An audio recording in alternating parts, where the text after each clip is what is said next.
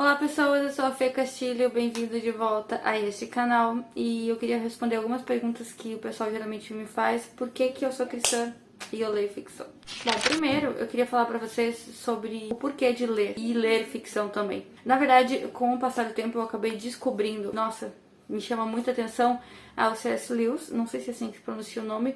Ele é um professor de literatura da Inglaterra, que ele é muito conhecido, ele tem obras assim de conhecimento mundial, né? Como vocês vão lembrar logo de cara, que é As Crônicas de Nárnia. O seu amigo era Tolkien, que escreveu O Senhor dos Anéis. Na Inglaterra ele foi um super professor, super escritor, um super crítico literário e, enfim, com contribuições assim gigantescas. E não só no âmbito cristão, né? Mas assim, de modo geral.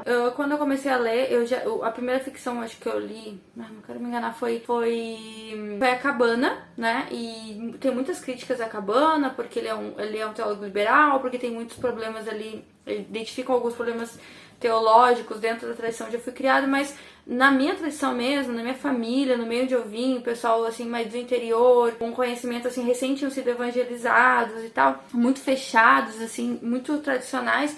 A gente não tinha incentivo de leitura, até porque era mais difícil de ter livros, enfim. Mas nós não tínhamos esse incentivo na leitura no geral e até hoje uma parte da minha família tem muita restrição quanto à leitura no geral. Eles leem a Bíblia ou leem para benefício profissional. Então, não tem aquela leitura assim como um meio de lazer. Nós não tínhamos. Inclusive, eu defendi essa tese. Eu sempre disse, eu não vou ficar lendo se não for pra mim adquirir algum conhecimento, se não for pro trabalho, se não for pro serviço. Eu não gosto de ler, eu sinto sono. Então, eu sempre tive esse meio. Mas quando eu comecei a ler C.S. Lewis, gente, é muito confrontador. Porque vocês vão começar a ler e vocês vão ver que tem alguns autores que falam mais com a gente. E eu acho que tem muito a ver, talvez, com o propósito da gente, enfim, ou com a demanda que Deus quer suprir. E um desses autores, como eu falei, é o C.S. Lewis. E ele era um escritor de ficção. E aí, então, eu queria entender como que uma pessoa tão usada por Deus, a vida, assim, de ver na vida dele Deus, continuou escrevendo ficção e defendia a ficção. Existia um mundo aí da literatura que eu não conhecia, até porque eu não tive literatura na escola, não ensino literário, não tive obrigatoriedade de leitura de livros, e então pra mim era bem complicado porque eu era uma defensora dessa tese de que cristão não deve ler ficção. Mas a gente começar a pensar, cristão já lê ficção, porque a parábola nada mais é que uma história inventada pra contar ou pra mostrar um contexto de alguma situação, onde a gente vai aprender uma lição, vai aprender um comportamento,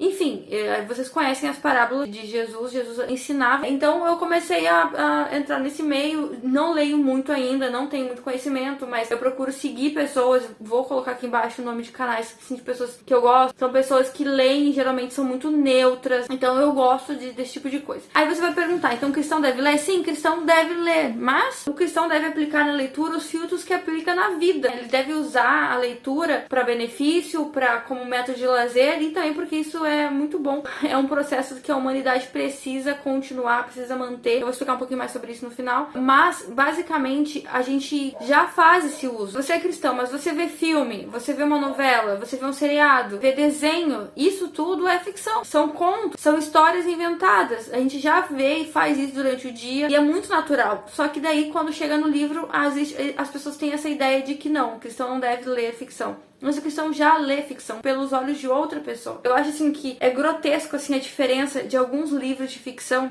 para séries, que vocês vão entender o que eu quero dizer, que é muito mais benefício nosso. Não só ver a série, mas principalmente ler o livro. A gente tava lendo Anne e, gente, chegou uma parte que entra um negócio assim, né? E eu falei, nossa, mas era assim que era o livro. Eu tinha visto algumas críticas e não era assim, né? Algumas pessoas que leram. E aí depois eu vim descobrir que eles mudaram muito a história pra caber dentro de uma agenda que vendesse a história. Acabou que mudou muito a história. Não é só essa série. Existem outras séries que mudam muito a história numa adaptação. Isso não é necessariamente ruim ou necessariamente bom. É uma opção dos diretores, da equipe, enfim. Então o que eu quero dizer pra vocês é que quando vocês veem uma série, vocês já estão lendo uma ficção através dos olhos de outra pessoa. E vocês estão perdendo aí a maior vantagem de ler que a humanidade tem, está perdendo. Já ficou definido aqui. Cristão não só pode ler, como deve ler, né? Deus escolheu a escrita para se comunicar com o seu povo. Ele escolheu um meio de comunicação, um meio que a gente tivesse para consultar nos mais diversos lugares, e, enfim, Deus escolheu e inventou a leitura. Então ela é boa e agradável. E vocês vão ver como ela é boa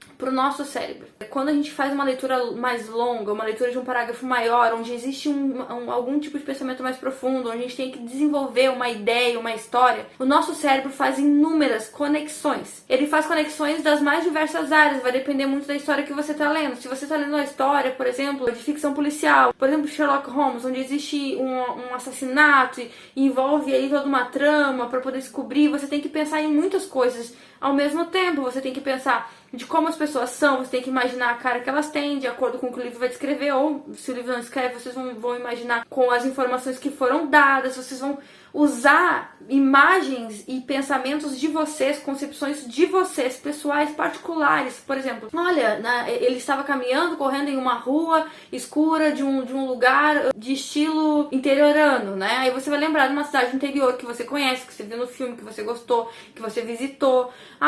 Você vai lembrar, vai falar de praia, você vai lembrar das praias que você quer visitar, das que você conhece, as imagens que você tem. Você vai ligar a história a coisas que você tem que são pessoais suas. Ninguém mais vai ter aquela história do mesmo jeito que você teve, porque você está imaginando ela a partir das suas experiências, da sua cosmovisão, a partir do que o autor está falando. E isso tem inúmeros benefícios para nós. Ela faz neurônios se conectarem que não teriam conexões antes.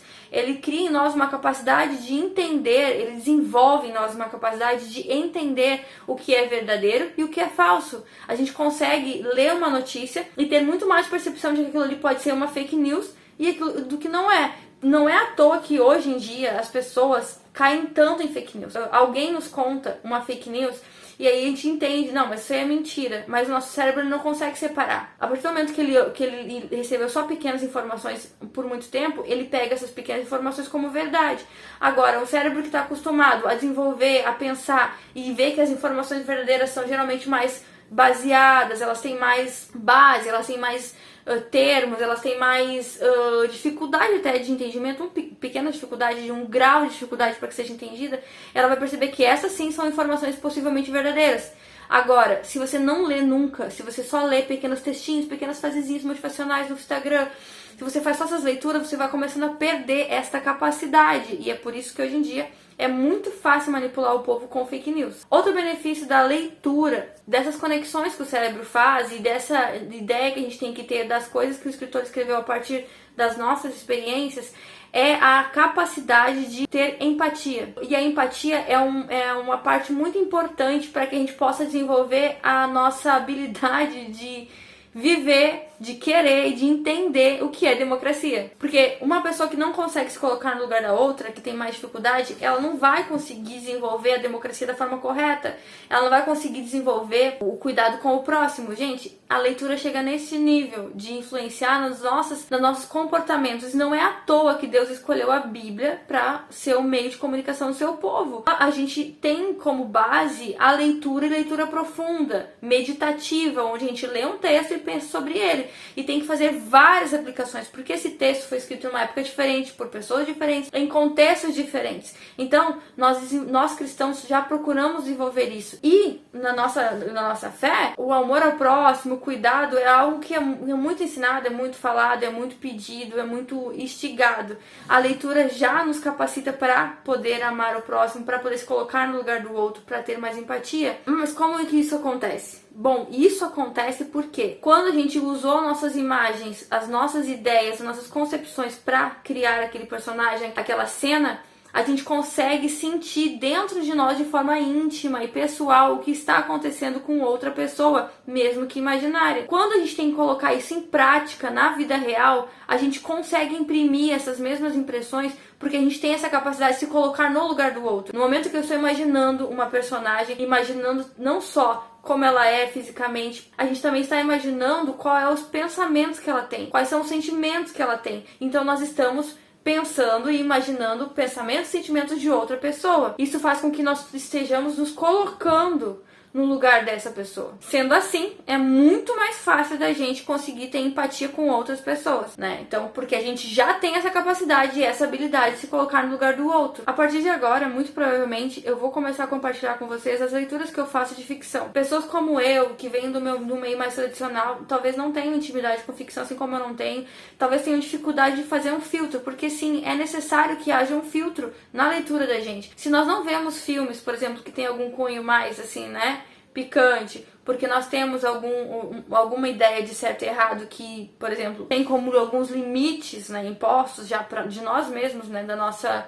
índole, do nosso caráter, nós também vamos aplicar esses mesmos conceitos quando a gente vai fazer uma leitura. Muitas vezes a gente vai ler livros de pessoas, por exemplo, que nós sabemos que tinham pensamentos diferentes dos nossos, que tinham na sua ideologia algumas ideologias diferentes das nossas, mas o que é interessante é a gente passar o nosso filtro e conseguir separar o que é certo e o que é errado e conseguir entender o porquê que o outro pensa daquela maneira, qual é a perspectiva dele, o ponto de vista dele. Nós nunca vamos entrar na mente de um assassino, conversar com alguém que fez alguma coisa de errado, mas quando a gente lê um livro sobre isso, a gente vai conseguir entender qual é a cabeça daquela pessoa, por que ela foi levada a fazer aquele tipo de crime. Mesmo que em ficção, nós vamos ser capazes de parar e analisar o porquê do outro ter feito aquilo. E isso é muito importante nos dias de hoje. Pode se colocar no lugar de muitas pessoas em diversas situações. Isso vai fazer com que nós sejamos mais justos, mais honestos, mais democráticos. Um outro benefício é que uma pessoa que lê ficção, que consegue, que já tem uma gama de leitura maior, essa pessoa tem mais facilidade para conseguir entender qualquer outra matéria. Sim, por exemplo, se a gente hoje não consegue,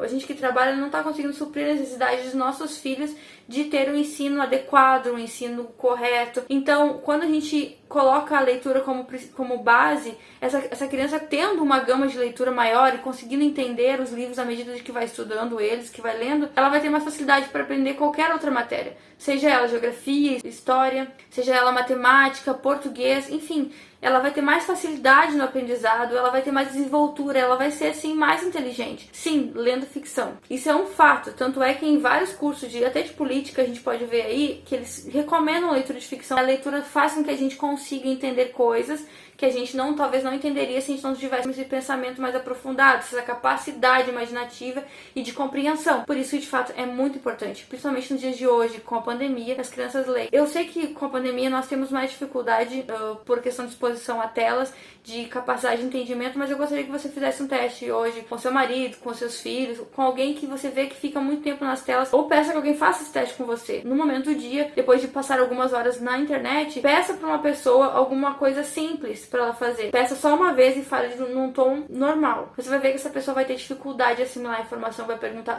quê? Ou então não vai fazer o que foi pedido porque não prestou atenção, o cérebro não absorveu a informação. Outra coisa também é você pegar um livro qualquer de historinhas, até pode ser a Bíblia, uma parábola, e pedir que essa criança leia essa frase e lhe conte o que ela leu em seguida. Essa pessoa, essa criança, você vai ver que essa pessoa não vai conseguir fazer isso, geralmente. Por quê? Porque ela perdeu a capacidade de raciocínio rápido, de imaginar a situação, absorver, entender e passá-la de volta.